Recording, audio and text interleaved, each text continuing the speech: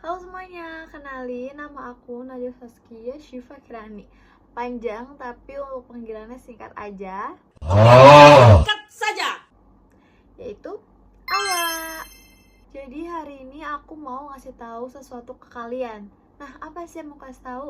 Jadi pada kesempatan kali ini aku bakal kasih satu materi yang menurut aku tuh berguna banget buat kalian yang pengen menjelajahi atau menggali lebih dalam tentang komunikasi, yaitu corporate communication through social network. Nah, apa sih bahasa Indonesianya? Bahasa Indonesianya itu adalah komunikasi korporat dalam jenjang sosial media. Jadi kalau misalnya buat kalian yang belum tahu, materi ini tuh ngebahas apa sih? Nah, materi ini itu ngebahas tentang cara perusahaan menggunakan sosial media untuk membangun hubungan yang lebih interaktif dengan publiknya. Jadi komunikasi ini tuh bisa dibilang komunikasi dua arah, yaitu komunikasi internal dan eksternal. Dimana bukan kayak sekali kirim pesan terus udah deh, tapi ini tuh tentang komunikasi yang berlanjut. Jadi kayak ada pertukaran informasi, opini, dan pengalaman. Kalau misalnya aku tanya, kalian udah pada tahu belum sih social network? Kalau belum, pas banget karena adanya aku di sini untuk ngasih tahu itu ke kalian. Jadi social network itu kayak aplikasi yang sering banget kita gunain, kayak Instagram, TikTok, atau buat para mahasiswa yaitu LinkedIn guys. Dimana untuk kali ini kegunaannya bukan cuma untuk upload foto, posting foto, komen-komen, tapi juga bisa membangun relasi dengan orang lain. Bahkan dari kegunaan itu kita juga bisa build relationship with benefit.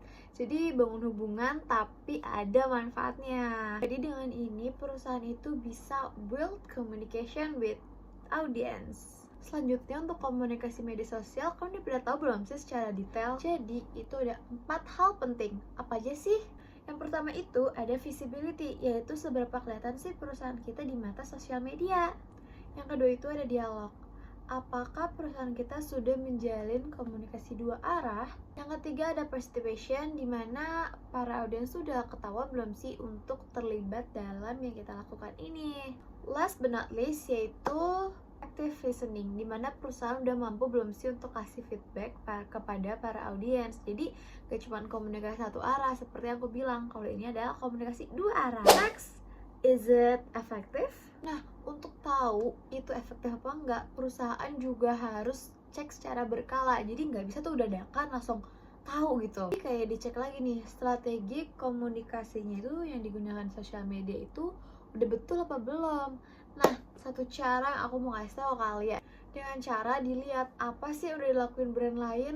Next, komunikasi dialog. Itu tuh bukan sekedar komunikasi yang cuman chit chat, melainkan itu komunikasi yang beneran ngajak ngobrol. Jadi saling tuker informasi, nggak cuman kayak hai udah, tapi jadi kita tahu nih ke dalamnya kalian gimana sih. Nah, itu dialog komunikasi. Misalnya perusahaan bikin konten yang untuk menarik para audiensnya untuk berkomentar. Dan yang paling penting itu kalau followersnya mau diajak terlibat juga. Yang penting itu selain hal yang tadi adalah mempersiapkan apa yang akan dibicarakan. Jadi nggak di tengah-tengah bingung mau ngomongin apa.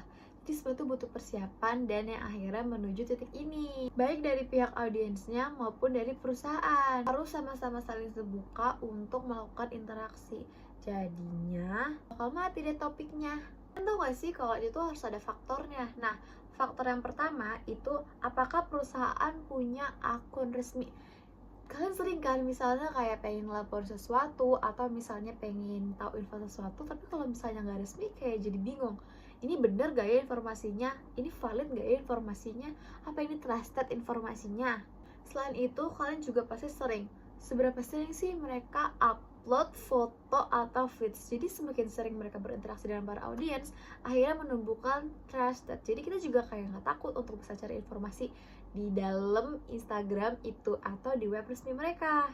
Jadi kalau misalnya kita nggak aktif di sosial media, akhirnya para audiens juga lupa deh sama perusahaan kita. Gimana cara perusahaan menyikapi itu? Yaitu dengan cara ambil sikap pendekatan informatif dengan cara share produk atau share info yang sebetulnya tuh nggak terlalu penting banget, tapi pasti kalau audiens itu udah suka sama produk itu, mereka akan cari tahu. Contoh interaksi yang dipakai adalah, kalian tahu kan polling di Instagram atau question box.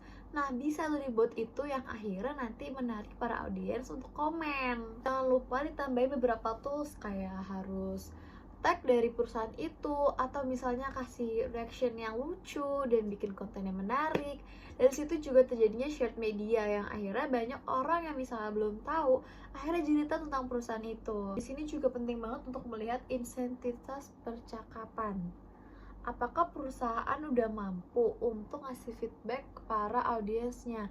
Jadi nggak cuma satu pihak aja yang melakukan itu. Jadi kalau misalnya si perusahaan juga mau direspon sama audiens, perusahaan juga jangan lupa untuk kasih feedbacknya. Ada satu kampanye yang menurut aku tuh relate banget sama topik yang aku bahas, yaitu ada kampanye dari Filter Reality, Social Media, and the Beauty Industry. Dimana video itu menunjukin betapa pentingnya sosial media yang mempengaruhi persepsi kita tentang kecantikan. Karena juga ditampilkan beberapa brand, jadi udah pasti kita bisa ngelihat beberapa brand-brand yang bisa dibilang cukup high-end industri. Jadi mereka tuh bisa ngerespon dari isu-isu tersebut yang diberikan oleh kampanye sosial. Ya, nggak terasa banget ya, karena justru ini cara kita berkomunikasi.